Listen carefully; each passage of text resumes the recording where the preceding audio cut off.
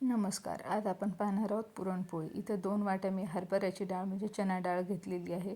ती स्वच्छ धुवून घेतली आणि 2 वाट्याला 2 ग्लास पाणी टाकून 1 चमचा तांदूळ टाकलेले पोहे खायच्या चमच्याने.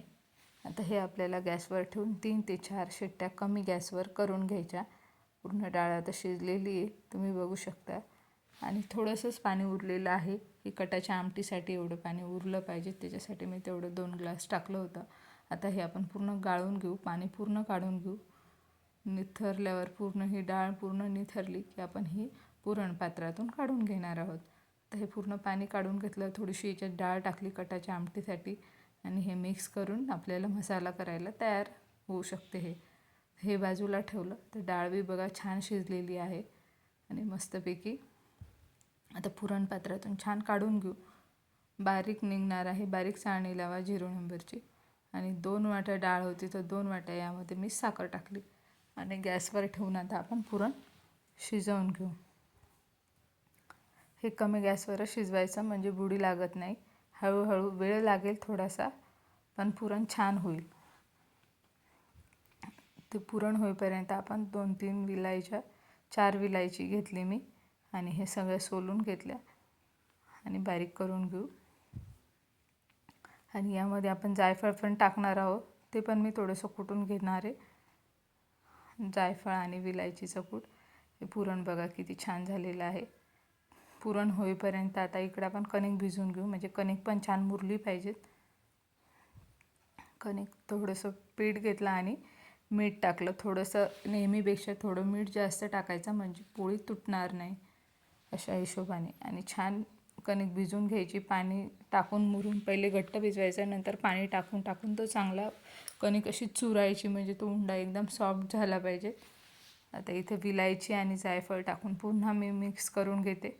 आता मी गॅस बंद करणार आहे. हे पुरण रेडी आहे. यामध्ये आपल्याला टाकायचं आहे 1 चमचा तूप. तर आता हे तूप पण आपण याच्यात टाकून घेऊ. हे तूप पूर्ण वितळते कारण की अजूनही पुरण गरम आहे. तुपामुळे सॉफ्टनेस येतो आणि चमक येते पुरणाला. बघू शकता तुम्ही, खरंच खूप छान होते पुरण. तूप टाकायचं आणि थोडेसे चमचाभर तांदूळ टाकायचे. ही रेसिपी माझ्या सासूबाईची आहे, त्यांच्यामुळेच मी पुरणपोळ्या शिकली आणि खरंच खूप छान होतात. तुम्ही नक्की ट्राय करा. वाटीतच प्रमाण आहे, वाटीनंच पुरणपोळी करायची आहे. अशा प्रकारे आता मी छोटीशी कणिक घेतली. आता यामध्ये आपल्याला ही पहिली पोळी लाटून घ्यायची, थोडी अशी लांबट लाटायची. आणि नंतर यामध्ये आपल्याला पुरण भरायचं आहे. जसं नेहमी भरतो तसं नाही भरत आहे मी, थोडी वेगळी ट्रिक आहे. ही नक्की ट्राय करा, अगदी सोपं जाईल. आता इथे जेवढी कणिक होती त्याच्यापेक्षा जास्त मी इथे पुरण घेतलेलं आहे, तुम्ही बघू शकता. तर हे पुरण आपल्याला या पोळीवर ठेवायचं. ही पोळी याच्यावर फोल्ड करायची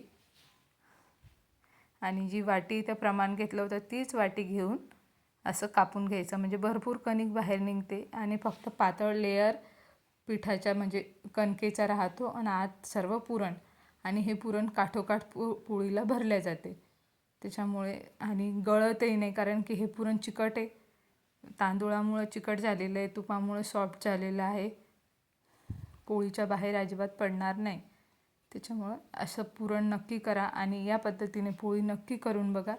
अगदी सोपी पद्धत आहे. हलक्या हाताने पोळी लाटावं लागते कारण की कणिक पण आपली पातळ आहे आणि पुरणही नरम आहे. एकदम कोरडं घट्ट पुरण नाही आहे माझं. थंड करून घेतलं मी इथे, प्लेटमध्ये थंड करायला ठेवलं होतं. आता अशा प्रकारे एवढ्या मोठ्या पुरणात फक्त आपल्या 3 पोळ्या होणार आहेत. तुम्हाला मी दाखवते. आता हे टाकून घेऊ ताव्यावर. पहिली सुरुवातीला कमीच गॅस ठेवायचा. थोडं पीठ लागते पोळीला जास्त, नंतर तूप लावल्यावर काही अडचण येत नाही, पीठ वगैरे काही लागत नाही पोळीचं. असं पूर्ण भाजून घ्यायची आता आपल्याला पोळी. आणि तूप थोडं शेवटी लावा कारण की हात भाजू शकतो तुपाने, जास्त लवकर हे होते. पोळी भाजत आल्यावर आता मी इथे गॅस फुल केला आणि तूप टाकून घेतलं. पोळी मस्त फुगते आणि सॉफ्ट होते. तर दुसऱ्या बाजूलाही आपण तूप टाकून घेऊ. अशा प्रकारे मी ह्या 2-3 पोळ्या करून दाखवते तुम्हाला. छान अशा प्रकारे आता आपण पोळ्या करून घेऊ. हे पोळ्या झाल्यानंतर छान कमी गॅसवर भाजून घ्यायच्या सुरुवातीला, नंतर फुल गॅसवर भाजायच्या. आता ही पोळी झालेली आहे. अशा प्रकारच्या आपल्या ह्या परत आपण 2 पोळ्या मी तुम्हाला इथे टाकून दाखवते, म्हणजे तुम्हाला हे आयडिया येईल की पोळी कशी करावी म्हणून. कणिक बघू शकता तुम्ही, किती छोटी कणिक घेतलेली आहे मी, आणि पुरण भरपूर घेतलेलं आहे. तोंडात टाकल्यावरही म्हणजे पिठाचं किंवा कणकेचं काहीच लागत नाही, खूप म्हणजे पुरणच लागते आणि इतकी सॉफ्ट पोळी होते. नक्की ट्राय करा.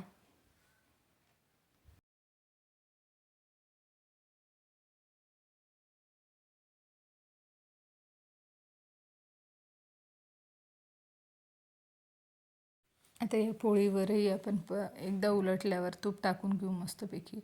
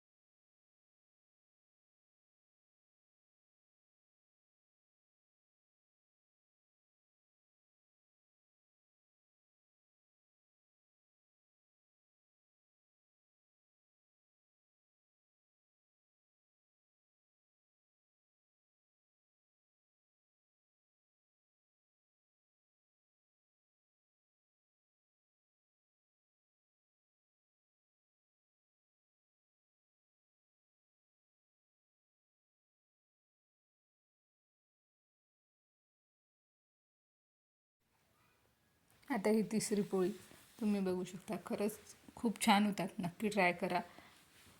अशा प्रकारे मी ह्या 2-3 पोळ्या तुम्हाला इथे टाकून दाखवल्या.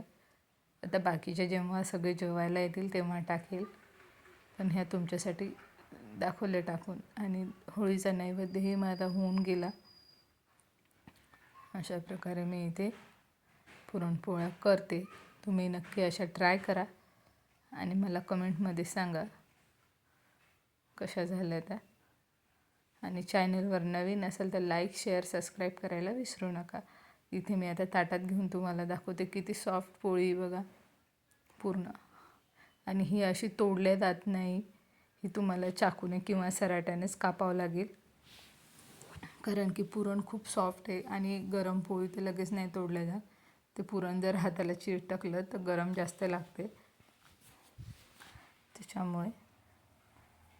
आता इथे मी तुम्हाला एक पोळी पूर्ण थोडीशी खोलून दाखवते काठाला.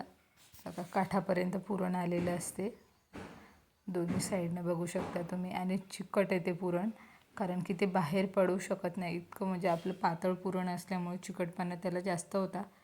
आणि पूर्ण काठोकाठ ते पुरण भरलेलं आहे त्या पोळीत. आता इथे मी तुम्हाला थोडंसं बोटाला पण घेऊन दाखवते.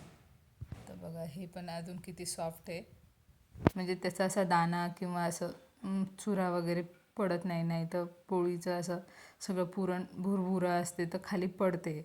हे असं अजिबात पडणार नाही. पोळी खूप सॉफ्ट आहे आणि खरंच ट्राय करून बघा. खूप छान आणि सॉफ्ट नरम अशा पुरणपोळ्या. चॅनलला सबस्क्राईब केल्याशिवाय जाऊ नका, त्याला काही पैसे लागत नाही.